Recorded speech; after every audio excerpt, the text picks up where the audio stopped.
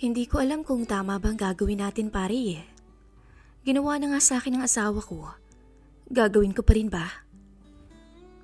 Huwag ka nang matakot. Ayos lang yan Mari. Kung kaya ni paring Lucio, dapat kaya mo rin. Tama ka. Pero mali. Hindi ba't gusto mong makaganti sa asawa mo? Ito na ang paraan para makaganti ka. Ako munang magiging asawa mo dito sa abroad. Ibibigay ko sa iyo lahat ng gusto mo. Gumawa tayo ng sarili nating mundo rito sa bansang tayo lang ang nagkakaintindihang dalawa. Isang mapagpalang araw sa iyo, Miss Kia. At sa lahat po ng nakikinig ng inyong programa. Ako po si Marta, isang Pilipinang OFW. 28 years old na po ako at 32 years old naman ang aking mister na si Lucio. Hindi po namin tunay na pangalan. May isa na kaming anak na lalaki, 5 years old. Halos 3 taon na ang lumipas mula nung umalis ako ng Pinas. Dati akong nagtatrabaho sa opisina ng malaking hardware sa bayan namin. Hindi naman malaki ang sahod ko at kinukulang pa sa pang-araw-araw naming gastusin. Kaya nang magkaroon ako ng opportunity na mga ibang bansa, ay hindi na ako nagdalawang isip pa. Graduate ako ng Business Administration habang si Mister ay hindi nakapagtapos ng high school. Hanggang 3rd year lamang. Isa siyang tricycle driver at hatid sundo niya ako noon sa aking trabaho. Maayos naman ang pagsasama naming dalawa. Mabait na lalaki si Lucio. Walang bisyo, hindi mahilig uminom at lalong hindi naninigarilyo. Bagay na nagustuhan ko sa kanya. Ngunit isang pagsubok ang tuluyang sumira sa aming buhay na mag-asawa. Nang malaman kong ibinabahay niya ang kumari naming si Fatima. 27 ang edad at siyang ninang ng anak ko, ang best friend ko at kababata at tinuturing na kapatid. Sa loob ng 3 taon na pagpapakahirap sa ibang bansa, ay hindi ko sukat akalain na magagawa sa akin yun ng asawa ko. Tiniis ko ang lungkot at pangungulila para lamang mabigyan sila ng mas magandang kinabukasan. Ang bawat pera na aking kinikita ay isang hakbang tungo sa pangarap namin na maginhawang buhay. Ang plano naming dalawa ay mag-iipon lamang kami ng pwede naming umpisahang negosyo. At nang hindi na ako bumalik pa dito sa abroad, ngunit mukhang hindi na yon mangyayari. Sa nalaman kong ginawa ni Lucio, ay tuluyang gumuho ang mundo ko. Hanggang sa nagawa ko ring patulan si Julius, ang kumpari namin, nang dahil sa galit ko sa aking asawa. Ninong ito ng anak namin. Tama po, Miss Key. Nagawa ko ring ibigay ang sarili ko sa kumpari namin dahil lamang doon. Alam kong mali, kaya may karapatan kayong husgahan ako. Pero nang mga panahong yon, ay lugmok na lugmok ako at si Julius ang siyang naging sandalan ko. 33 years old na si Julius. Magkabarkada sila ni Mister. High school pa lamang. Yun nga lamang ay nakapagtapos ng kolehiyo si Julius, habang ang mister ko ay hindi nga natapos ang high school. Mabait din naman si paring Julius. May 2 anak na ito sa dati niyang kinakasama. Hiwalay na sila, ilang taon na rin ang nakakalipas at mula noon ay hindi na ito nagkaroon pa ng nobya. Ang 2 anak niya ay parehas na nasa elementary at nasa pangangalaga ng ina. Wala na akong balita sa dati nitong asawa. Ang alam ko lang ay nagkaroon nito ng bago ng pamilya. Ngayong araw po, Miss Kay, ay ibabahagi ko sa inyo ang kwento ng aking buhay. At ayos lang po sa akin na kayo'y magkomento sa aking istorya. Masakit man o hindi, ay ayos lang po. November 2024 noon, nang magka-video call kami ng anak ko. Isang inosenteng salita ang sinabi niya na naglantad ng isang katotohanang hindi ko kailanman inakalang mangyayari. Ang lalaking lubos na pinagkatiwalaan ko, ang aking asawa na si Lucio, ay may ibang babae at hindi lang basta kung sino, dahil siya ang kumari namin at ninang ng anak ko. Ang best friend kong si Fatima. Single mom, may isang anak din. Kapitbahay lang namin ito at siyang pinakiusapan kong silip-silipin ang aking anak. Sa bahay na aking pinaghirapang matapos upang maging komportable sila ng aking anak, sa kwarto na aming tinutulugang mag-asawa, ay nalaman kong doon nila ginagawa ang kanilang kababuyan. Mahirap isipin na nagawa sa akin yon ng mister ko. Pero nangyari na. Wala na akong magagawa. Sa bawat araw na lumipas ay naging mahirap para sa akin at para ba akong mababaliw dito sa bansang kinalalagyan ko. Sa gitna ng sakit na nararamdaman ko, hindi ko akalaing ang presensya ng kumpare naming si Julius ang siyang sasalo sa aking pagkakalugmok. Tila siya naging liwanag sa gitna ng aking dumidilim na mundo rito sa ibang bansa. Ito ang aking pagtatapat, ang kwento ng isang misis na OFW na binihag naglungkot at pagkabalisa sa gitna ng hindi inaasahang pagtataksila. Mahirap. Sobrang hirap maging OFW po sa abroad.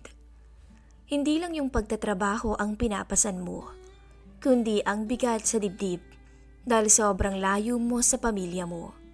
Araw-gabi, ang tanging iniisip ko lang ay ang aking anak at ang asawa kong si Lucio.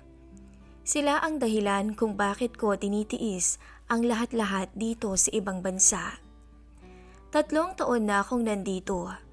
Nagkasundo kami noon ni Lucio na ako na lamang ang pupunta ng abroad dahil kailangan ng babaeng trabahante sa pinagtatrabahuhan ng aking tiyahin.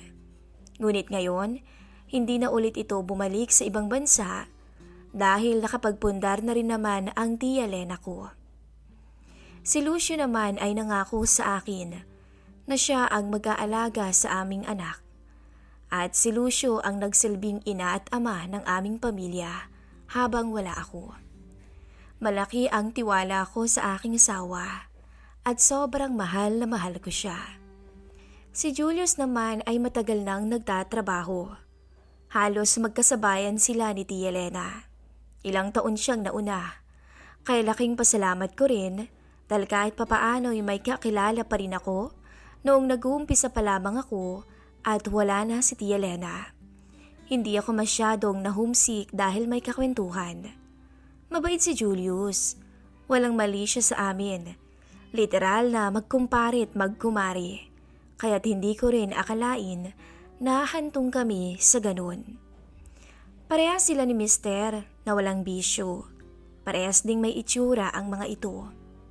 Sobra rin talaga akong namangha sa aking asawa dahil sa loob ng 3 taon ay napalaki niya ng malusog at malakas ang aming anak. Madalas kaming magkausap ni Marco sa video call. Kinukumusta niya ako at kinukwento ang nangyayari sa kanya sa school. Tuwing naririnig ko naman ang boses ng aking anak, ay roon lang nawawala kahit kaunti ang lungkot at pagod ko. Hanggang sa napansin ko noon na napapadalang na ang pag-uusap namin ng aking asawa. Madalang na rin tong sumagot sa mga tawag ko. Minsan, text lang at sinasabi na busy raw to. Ang mga tawag namin na kahit paminsan-minsan na lang, ang siyang nagpapatibay pa rin sa aking loob. Kahit na sobrang laki na ng tampo ko sa kanya, naintindihan ko naman. Sobrang naintindihan ko dahil hindi naman nga talaga madali na mag-alaga ng isang anak. Kaya kahit na ang mga sagot niyang maikli sa aking text o chat, ay pilit ko nung inuunawa. Ang mahalaga lang sa akin ay maging okay silang dalawa.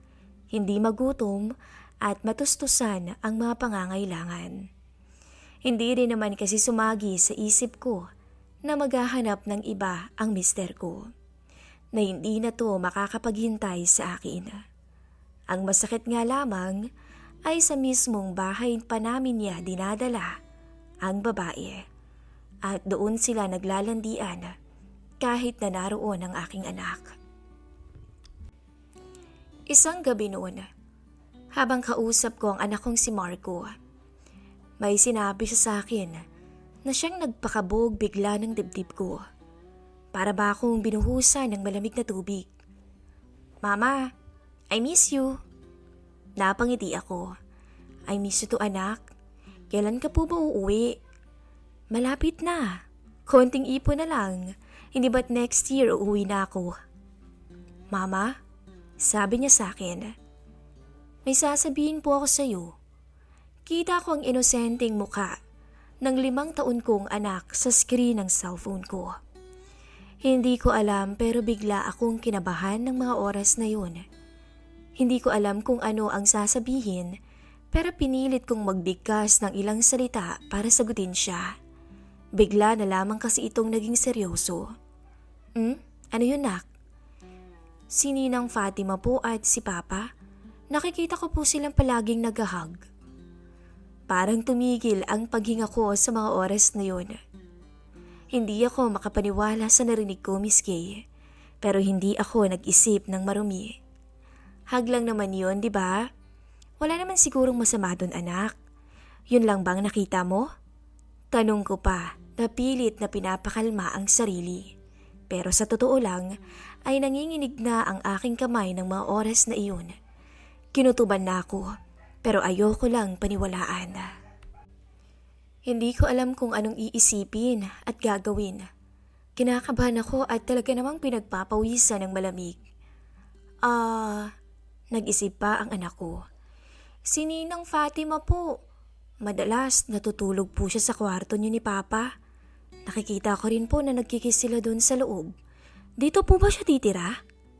Tanong ng anak ko. Tuluyan ng gumuho ang mundo ko.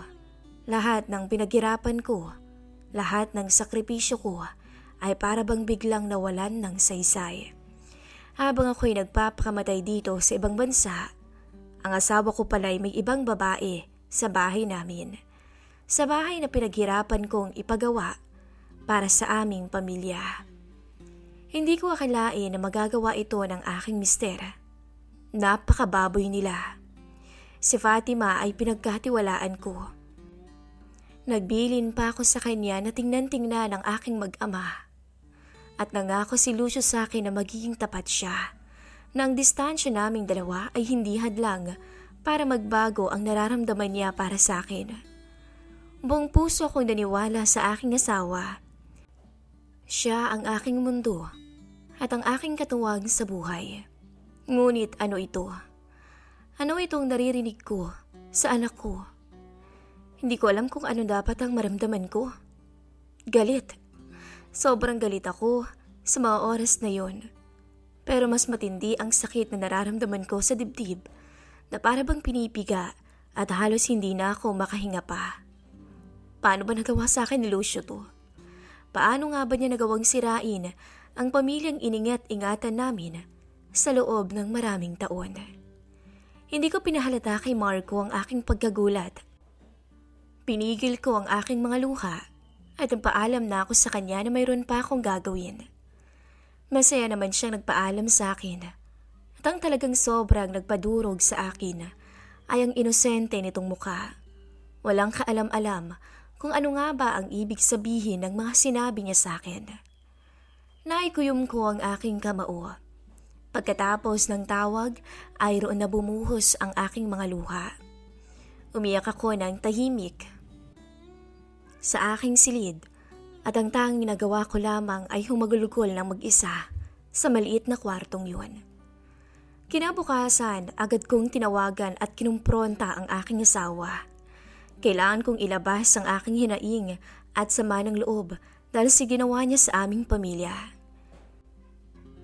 Ilang ring lang ay sa wakas, sinagot na nito ang tawag ko. Alam ko kasing wala naman itong pasada ngayong araw. Lucio, mahinang tawag ko sa aking mister. May halong sakit ang tono ng aking pananalita. Alam kong napansin niya ang pagiging seryoso ko at pati na rin ang namumugto kong mga mata. Napansin ko na kinakabahan at naiilang siya. Na para bang alam niyang may alam na ako dahil hindi talaga to makatingin sa akin. Mahal, kumusta ka na? Okay ka ba riyan? Tanong pa niya. Okay ako. Kayo? Okay ba kayo dyan? Tanong ko. Sa bawat salita ko ay may diin. Alam kong kapansin-pansin ang galit at inis na nararamdaman ko. Oo naman, maayos na maayos kami rito ng anak mo. Gusto kong matawa ng mga oras na yun, ngunit kinalma ko ang aking sarili. Mabuti naman at maayos kayo. Kayo ni Fatima. Kumusta kayo? Tanong ko. Ha? Ayos lang naman si Mare. Ano bang ibig mong sabihin, mahal? Hindi mo alam? Sinabi na sa akin ng anak mo. Ang ano ba? Hindi talaga kita maintindihan. Sinabi na sa akin ni Marco na diyan umuuwi sa bahay natin si Fatima. Na natutulog pa ito sa kwarto natin kasama mo. Hindi ko na napigilan na mapaiyak noon, Miss Kay. Napahagulgol na ako. Bumagsak naman ang tingin ni Lucio at hindi na sumagot. Pinigilan ko pa rin ang aking luha. Ano nangyari sa'yo? Totoo ba ang lahat ng iyon, Lucio? Tanong ko kahit alam kong nagsasabi ng totoo ang aking anak. Umiling pa si Lucio at natawa ng mahina. Marta naman, ano ka ba? Hindi yan totoo. Baka namamalikmata lang ang anak mo. Alam mo naman ng mga bata. Baka kung ano-ano na ang napapanood sa Facebook. Kung ganun, sinasabi mo ba na sinungaling si Marco? Ang anak natin? Alam nating dalawa na hindi nagsisinungaling ang bata, Lucio. Sinabi yon ng anak natin. At nakita pa niya kayong naghahalikan at nagyayakapan sa loob ng bahay. Hindi ka na nahiya, Lucio? Humugot ng malalim na hininga si Lucio at napaiwas pa ng tingin. Sabihin mo nga. Sa tingin mo ba sasabihin sa akin yun ng anak natin kung hindi niya nakita? Ang baboy mo. Hindi ka na nahiya sa anak natin. At kay Fatima pa. Hindi ka man lang lumayo. Ganyan ka na ba kauhaw para gawin mo yan? At hindi mo na naisip ang pamilya natin, ha, Lucio? Nanggigigil na sabi ko. Sorry, mahal. Nagkamali ako eh. Alam ko namang mali talaga. Sobrang namiss lang naman talaga kita eh, kaya ako nagawa yun. Lalaki ako, Marta, alam mo yan. Alam mo may pangangailangan ako. Tang-inang pagkamiss yan, Lucio. Nagkamali? May pangangailangan ka, ako ba wala? Babae lang din ako, Lucio. May pangangailangan din ako dito. Hindi ka nalang naghintay. Sandali na lang uuwi na ako, hindi mo pa kinaya. O matagal na kayong may relasyong dalawa? Ano? Tama ba ako? Hindi nakaimik ang asawa ko. At sa kwarto pa natin. Sa bahay na pinaghirapan kong ipagawa. Parang isang lason ang pagtawag ko sa pangalan ni Fatima. Sobrang sakit at hindi iyon matutumbasan ng ilang bilyong sorry niya. Patawarin mo ko, Marta. Hindi ko naman sinasadya eh. Nangyari lang yun. Nangyari lang. Habang ako'y nagpapakamatay rito, Lucio. Habang tinitiis kong lahat ng hirap at pangungulila para sa inyo ni Marco. Ito, yung igaganti mo sa akin? Doon na tuluyang tumulo ang masagan ng luha ko na kanina ko pa'y pinipigilan. Alam ko, at sobra akong nahihiya sa ginawa ko.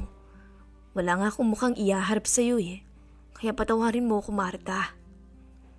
Napailing ako at sinamaan siya ng tingin. Sa loob ng 3 taon, ang tanging iniisip ko ay kayong dalawa. Ang makauwi, ang makasama kayong muli. Tapos ito palang higaganti mo. Ipapakuha ko riyan ng anak kong si Marco kay mama. Huwag na huwag mo siyang pipigilan. Baka palang mukha mo. Kung dyan pa kayo titira sa pamamahay na pinundar ko, huwag mo akong kausapin, Lucio. Agad na pinindot ko ang end call button kung kaya't ang screen ay naging kulay itim na. Hanggang sa ang tanging narinig lamang sa loob ng silid ay ang tahimik na paghikbi ko. Ilang araw pang lumipas. Napansin ni Julius ang pagiging matamlay ko. Madalas kasi kaming magkasama dahil magkalapit lang ang tinitirahan naming dalawa. Minsan ay nagkakakwentuhan kami tungkol sa mga problema namin sa buhay at naging isang tapat ko na rin kaibigan dito sa abroad. Hindi ko na rin natiis na magkwento sa kanya. Para na kasi akong mababaliw kung wala pa akong mapaglalabasan ng aking nararamdaman. Siguro dahil sa alam kong buong-buo niya akong pakikinggan, ay nagkwento na ako sa kanya. Kinabukasan, nung umuwi kami ni paring Julius sa trabaho, ay hindi ko na napigilang hindi magkwento sa kanya. Ano ba kasing problema, Mari? Si Lucio. Inuuwi niya sa bahay si Fatima. Diretsa kong sabi. Hindi ito nakapagsalita dahil nagulat talaga siya. Teka, si Maring Tima? Baka naman naninira lang yung nagsabi sa'yo, Mari. Sa tingin ko hindi yun magagawa ni Fatima at ni paring Lucio sa'yo. Akala ko din, pari. Pero si Marco ang nagsabi na doon na natutulog sa bahay ang ninang Fatima niya. Hindi ko na napigilang hindi mapahagulgol. Napayakap na ako sa kanya at ramdam ko noon ang init ng katawan niya. Hinayaan niya lamang akong ilabas ang lahat ng sakit na nararamdaman ko sa mga oras na iyon. Pagkatapos kong magkwento, hinawakan niyang kamay ko at pinisilyon. Para ba akong nakahinga kahit papaano ng maluwag? Anong plano mo ngayon? Hindi ko alam, pare. Masakit. Ilang araw na akong hindi makapag-isip ng maayos. Hindi ko maintindihan kung bakit nagawa ni paring Lucio ang lahat ng yun. Hindi ako makapaniwala na ipagpapalit ka pa ni Lucio at kay Maring Tima pa. Hayaan mo. Nandito lang ako para sa'yo. Kung kailangan mo ng kausap o kahit ano pa gagawin ko, mawala lang yung sakit na nararamdaman mo ngayon. Sa totoo lang, gumaan talaga ang pakiramdam ko. Dahil ilabas ko ang bigat na aking nararamdaman. At alam kong may isang tao akong malalapitan. Isang taong makakaintindi sa pinagdadaanan ko. Mabuti na nga lang at narito si Julius. Dahil kung hindi, baka tuluyan na akong nawala sa sarili dahil sa nangyayari ngayon sa aming pamilya. Sa mga sumunod na araw, naging madalas ang aming pag-uusap ni Julius. Naging sandalan ko ang kumpare namin ng aking asawang si Lucio. Sa bawat pag-uusap namin, parang nabubuo ang isang hindi inaasahang koneksyon. Hindi ko rin to maintindihan, pero ang kanyang presensya ay nagbibigay sa akin ng kaunting katahimikan at kapayapaan. Hindi ko alam kung ano ang gagawin ko kay Lucio. Hindi ko alam kung mapapatawad ko pa ba siya. Sobrang sariwa pa rin ang ginawa niya sa akin. Palagi itong tumatawag, ngunit hindi ko na sinasagot. Sa isip ko, magsama sila ng kabit niya, ngunit hindi niya makukuha si Marco sa akin. Ang tanging alam ko lang ngayon, kailangan kong maging matatag para sa anak ko. At siguro, sa gitna ng lahat ng ito, ay nagpapasalamat din ako kay Julius sa laging pagramay sa akin. Ngunit, sa hindi inaasahang pangyayari noon, Miss Kay, ay may naganap sa amin ni paring Julius. Isang gabi noon, nung magkayayaan na mag-inuman dahil kaarawan ng kasamahan namin. Julius, mahinang tawag sa kanya. Bakit nga ba kasi ang bait mo sa akin? Alam kong magkatrabaho tayo at kumpare ka pa ng gago kong asawa. Pero parang sobra naman yata ang tulong at suporta mo palagi sa akin. Ngumiti ito. Isang matamis na ngiti. Martha, sabi niya, matagal na tayong magkakilala. Nakita ko kung gaano ka kasipag at kung gaano mo kamahal ang pamilya mo. Nasasaktan ako na makita kang nagdurusa dahil sa ginawa ni paring Lucio sa'yo. Bilang kumpare niya, alam ko ang pagkakamali niya. Pero higit sa lahat bilang isang kaibigan, gusto kong malaman mong hindi ka nag-iisa rito. Natunaw ang aking puso nang marinig ang sinabi ni Julius. Hindi ko alam kung ano ang dapat kong sabihin. Ang tanging nagawa ko lang ay tumango at magpasalamat. Nagbiro pa nga ako nun sa kanya ng, ang sarap sigurong makabawi sa ginawa ng asawa ko, no? Tipong gagawin ko rin ang ginawa niya sa akin. Ano kayang mararamdaman niya? Pabiro kong sabi sa kanya kung kaya't bigla siyang sumeryoso. Gusto mo bang makaganti? Tanong niya sa akin kung kaya't natigilan ako. Ilang minuto rin akong nag-isip. Mapupungay na ang aming mga mata dahil sa alak na iniinom namin ngayon. Dahan-dahan akong tumango sa kanya. Minsan, naiisip ko rin na paano kung gawin ko rin ang ginawa ng asawa ko.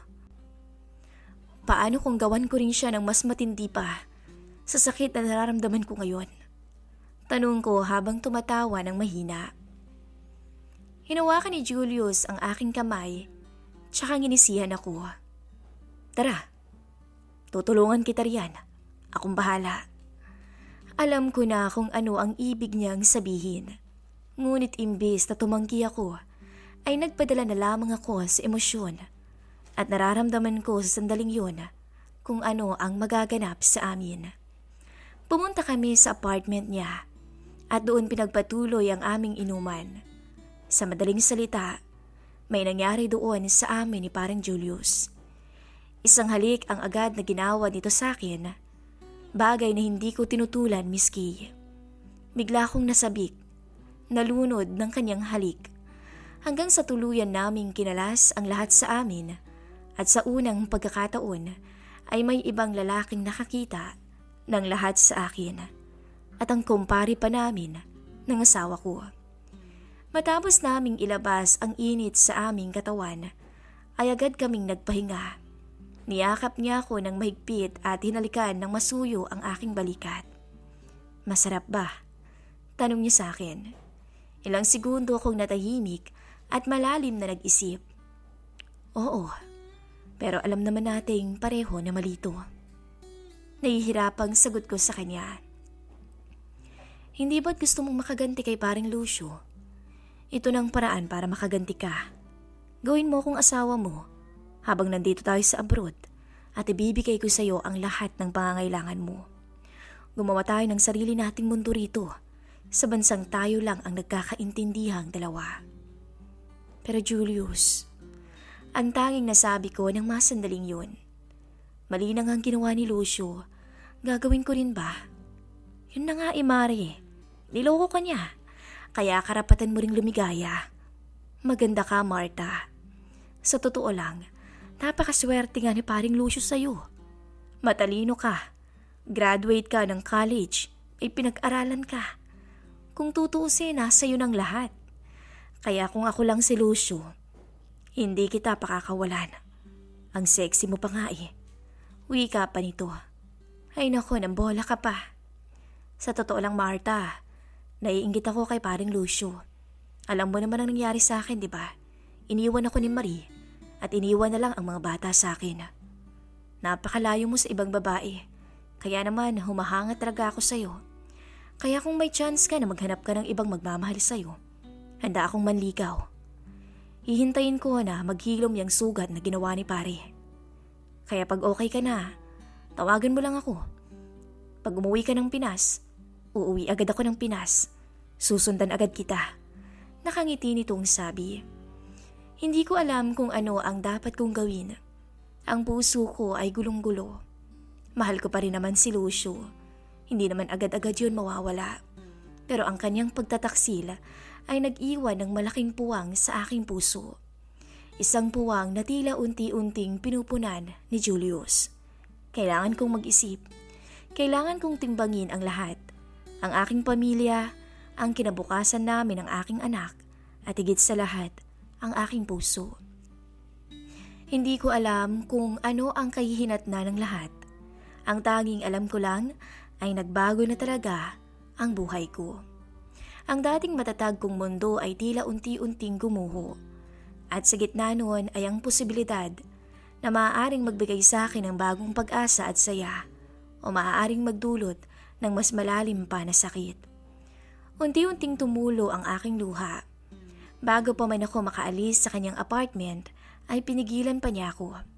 Pag-isipan mo ang sinabi ko sa iyo, Marta. Tumango na lamang ako bilang sagot.